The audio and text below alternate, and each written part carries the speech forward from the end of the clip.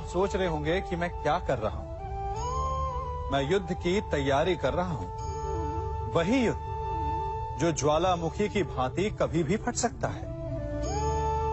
युद्ध वही जीतता है जो युद्ध में व्यतीत होने वाले समय से अधिक समय युद्ध की तैयारी में लगाए। जो योद्धा अभ्यास क्षेत्र में जितना अधिक समय दे, रणभूमि में उतना ही कम रक्त बहेगा। एक सामान्य लौह और तीखी तलवार में अंतर यही है कि एक तीखी तलवार को कड़ी अग्नि परीक्षा से होकर जाना पड़ता है। लौहकार की मार खानी पड़ती है। एक तलवार जितनी पीड़ा सहेगी, उसका वार उतना ही प्रबल होता है। इसलिए पीड़ा से घबराए नहीं, उसका सामना करें, उसका अभ्यास करें, क्योंकि यही अभ्यास जीवन के युद्ध में आपको विजयश्री बनाता है। जब मेघ छाते हैं तो क्या होता है? अंधकार छा जाता है। मेघ गरजते हैं, बिजलियां कड़कती हैं, वर्षा होती है। सभी पशु अपने आश्रय स्थल पर जाकर छिप जाते हैं। मनुष्य अपने घरों की ओर दौड़ते हैं और सभी पक्षी अपने घोंसलों में जाकर छिप जाते हैं। परंतु एक जीव है जो गरजते मेघों को, कड़कती बिजलियों को, भारी वर्षा को भी हरा देता है। वो जीव है बाज, क्योंकि वो समस्या की जड़ों से ऊपर उड़ता है। वो गरजते मेघों से, कड़कती बिजलियों से, भारी वर्षा से, इन सब से ऊपर। यही अंतर है हारने वालों में और जीतने वालों में। ये युद्ध हार और जीत का नहीं, समस्या और सोच का है। यदि आप अपनी सोच को छोटी रखेंगे तो समस्या बड़ी हो जाएगी, और यदि आप अपनी सोच को बड़ी रखेंगे तो समस्या छोटी हो जाएगी। दो मनुष्यों के मध्य होता है, परंतु विजय सदैव एक ही मनुष्य को मिलती है। जबकि समान रूप से दोनों शक्तिशाली होते हैं, समान ज्ञान प्राप्त करते हैं। कारण, दो प्रकार के लोहे होते हैं, एक ठंडा, एक गरम। कभी सोचा है? लोहकार लोहे को लोहे से ही काटता है, परंतु सदैव ठंडा लोहा ही गर्म लोहे को काट पाता है। और यही नीति मनुष्यों पर भी लागू होती है।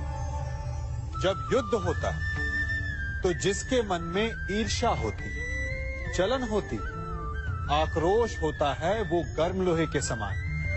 और जिसका मन शांत होता है, जिसका मन संयम से बंधा होता है, वो ठंडे लोहे के समान है। और वही ईर्ष्या और द्वेष नामक गर्म लोहे को काट सकता है। इसलिए यदि जीवन के संग्राम में विजय प्राप्त करनी है तो अपने मन को शांत रखें, क्योंकि गर्म लोहे की भांति ईर्ष्या और क्रोध जैसे भाव को रखने वाला मनुष्य सदैव शांत स्वभाव के मनुष्य के समक्ष निर्बल है। शक्ति ईर्ष्या और क्रोध में नहीं, शांति और संयम में है। सभी बड़े सदा यही कहते आए कि यदि आगे बढ़ना है तो अपनों का साथ दो। सत्य कहते हैं, अपनों का साथ देना ही चाहिए, परंतु साथ देने से पूर्व ये अवश्य पहचान लेना चाहिए कि अपने हैं कौन। क्या अपने वही होते हैं जिनके साथ हमारा रक्त संबंध होता है, या अपने मित्र? अपने वो होते हैं जो हमें सद्कार्य के लिए प्रेरित करें, हमें आगे बढ़ाएं, हमारा साथ दें। और वो जिनका साथ देने से समाज का नाश हो, धर्म की हानि हो, वो सगे हो करके भी सगे नहीं होते। इसलिए जब अपनों की परिभाषा का चुनाव करें तो उन्हें अपना माने जो आपका साथ दे, उन्हें नहीं जो हमें अज्ञान के मार्ग पर ले जाएं। सीमा एक रेखा ही नहीं, एक परिभाषा भी है। सीमा हर किसी की होती है, प्रेम की, धैर्य की, मित्रता की और शत्रुता की भी। और जो सदैव सीमा में बंधे रहते हैं वो सामान्य मनुष्य बनकर रह जाते हैं, परंतु जो समय आने पर सीमा तोड़ देते हैं वही भविष्य बनाते हैं। क्योंकि सीमा केवल आपको मर्यादा में नहीं रखती, आपको बांधती भी है। अब ये आप पर, मुझ पर, हम सब पर निर्भर करता है कि ये जाने कौन सी सीमाएं हमें बांधती हैं और कौन सी सीमाएं शक्ति के नए मार्ग समक्ष लाती हैं। इसलिए सीमाएं तो जो कर सकते हो उससे अधिक करने का प्रयत्न कर, तभी नई सीमाएं बना पाओगे। भाग्य क्या है? जो आपने किया उसे भोगना भाग्य है, या जो आपके पूर्वजों ने किया उसका फल भाग्य है? नहीं, भाग्य वही है जो आपने किया। क्योंकि हर मनुष्य को अपने कर्मों के फल भुगतने होते हैं।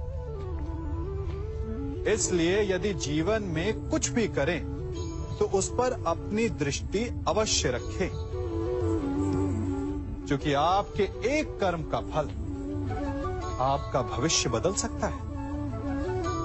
हम वही बनते हैं जो हम चुनते हैं, क्योंकि वही हमारा भाग्य बनता है।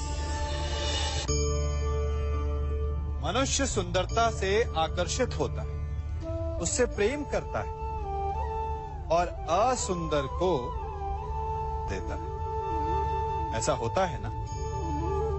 क्या आप ऐसा नहीं करते? करते हैं। तो सुंदर और असुंदर की परिभाषा क्या है? इस आकर्षण और विकर्षण का कारण क्या है? कभी सोचा है? कभी सोचा है कि जिससे आप प्रेम करते हैं, जिसके प्रति आप आकर्षित होते हैं, अचानक से उसके लिए मन में वितृष्णा आ जाती है, और जिसके प्रति घृणा होती है उसके लिए एकाएक आपके मन में प्रेम उमड़ आता है। कारण है दृष्टिकोण। क्योंकि सुंदरता आपके मन में होती है, आपके सोच में होती है, आपके दृष्टिकोण में होती है। इसीलिए किसी को कीचड़ में खिला हुआ कमल सुंदर लगता है और किसी को निर्मल चंद्रमा में भी कलंक का धब्बा दिख जाता है। यदि आपको सुंदरता अनुभव करनी, हर पल आनंद में रहना है, तो अपने दृष्टिकोण को सुंदर बनाएं और अपने आप सब कुछ सुंदर बन जाएगा।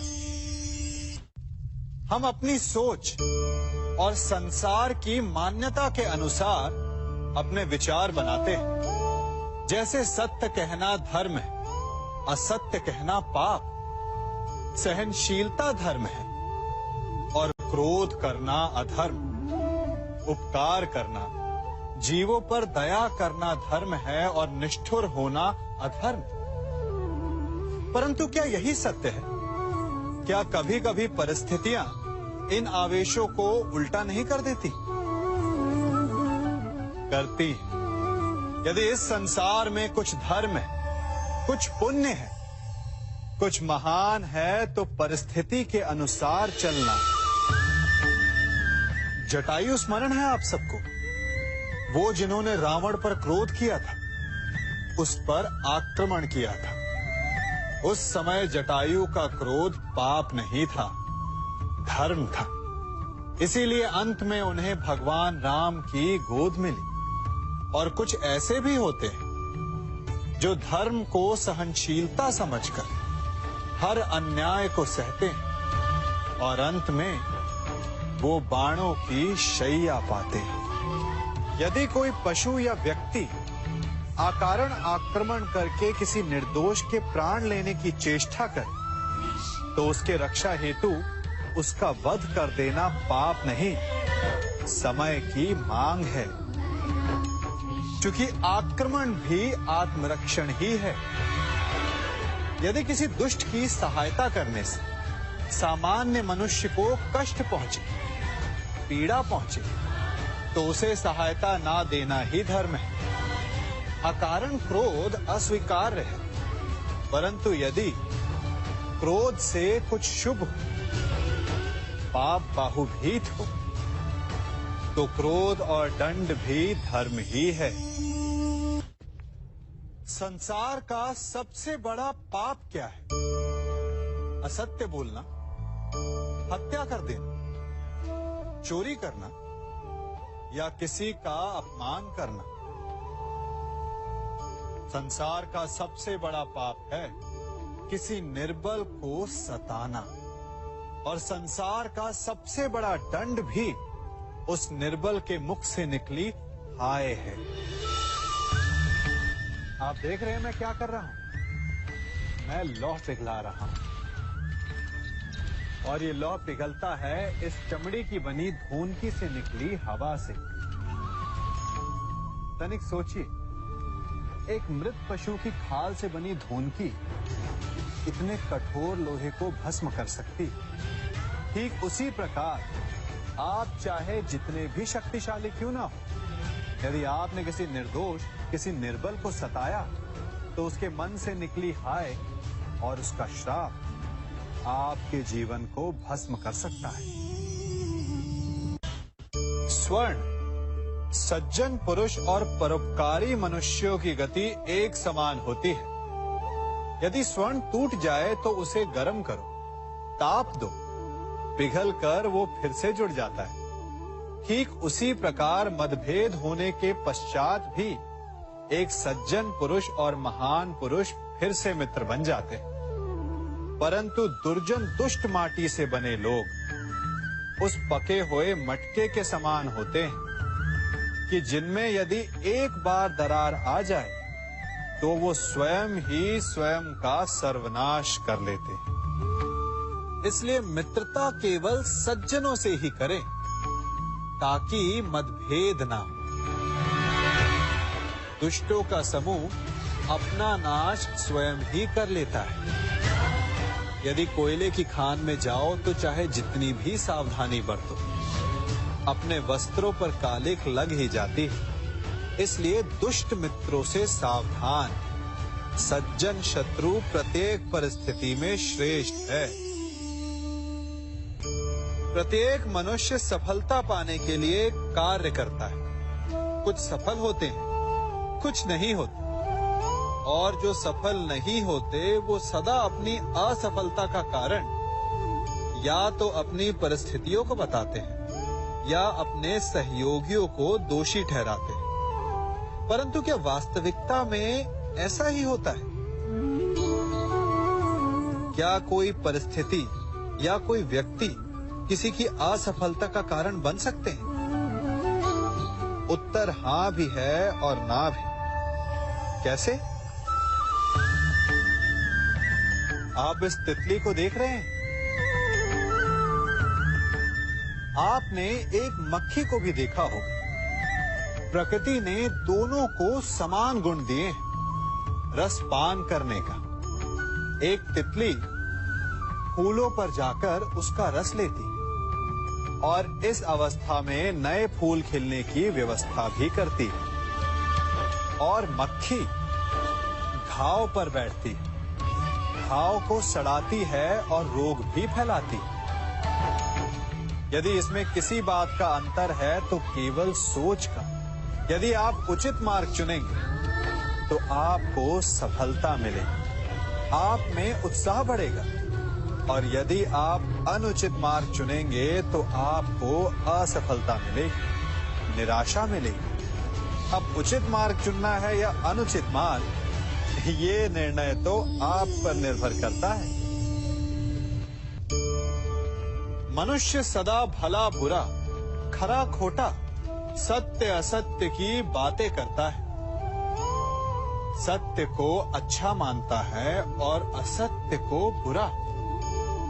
परंतु क्या आपने कभी ये सोचा है कि प्रत्येक वस्तु, प्रत्येक भाव का एक महत्व होता है?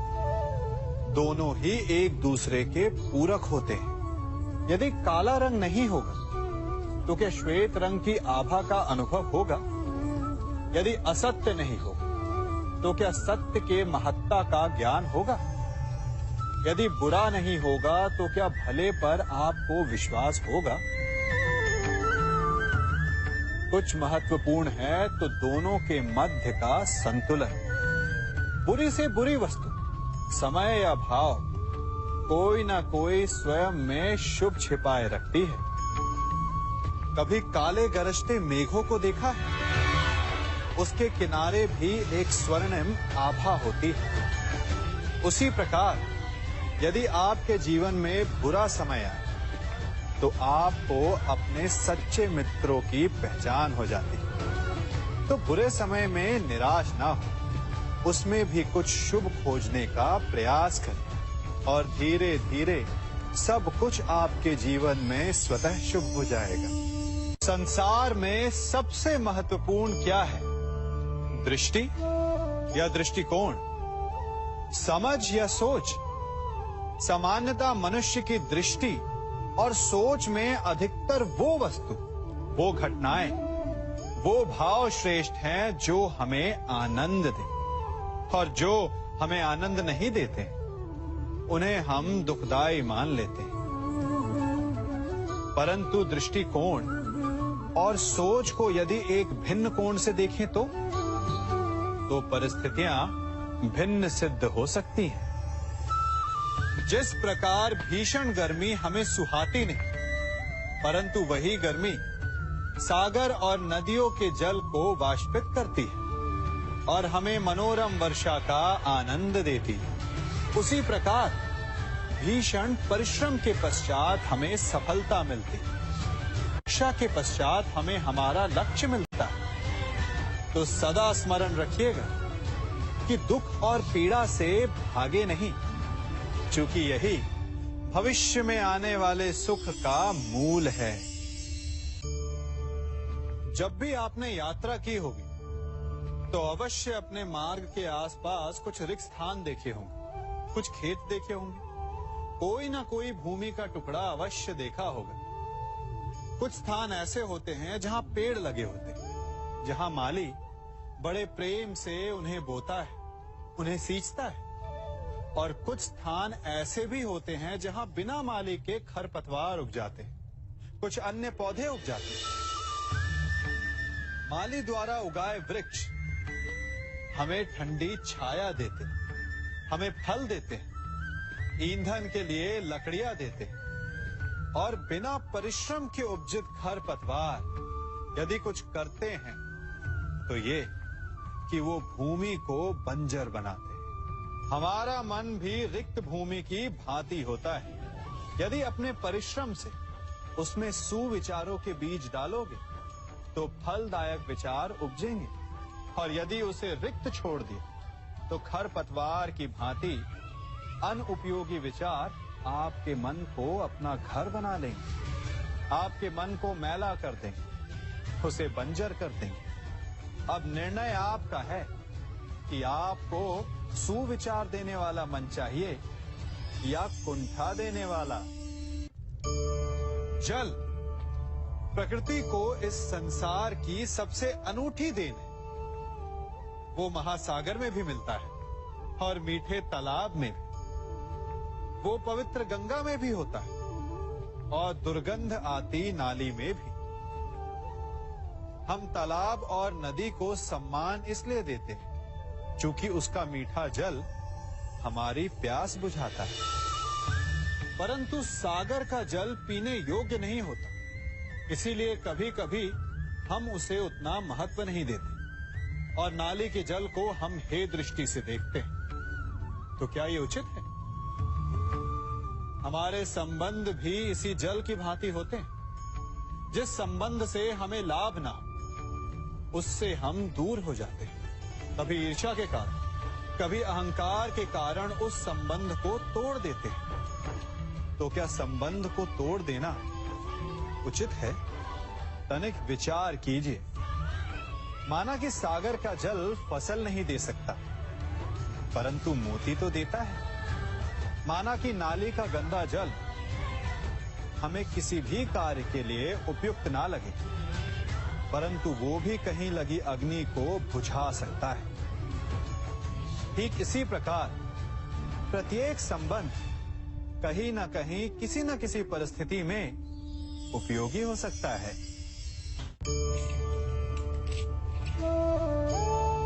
बड़ी विकट समस्या है। मुझे स्मरण ही नहीं हो रहा कि इस गुच्छे की कौन सी चाबी इस ताले को खोलेगी। बड़ी देर से प्रयास कर रहा हूं, परंतु ये ताला खुल ही नहीं रहा।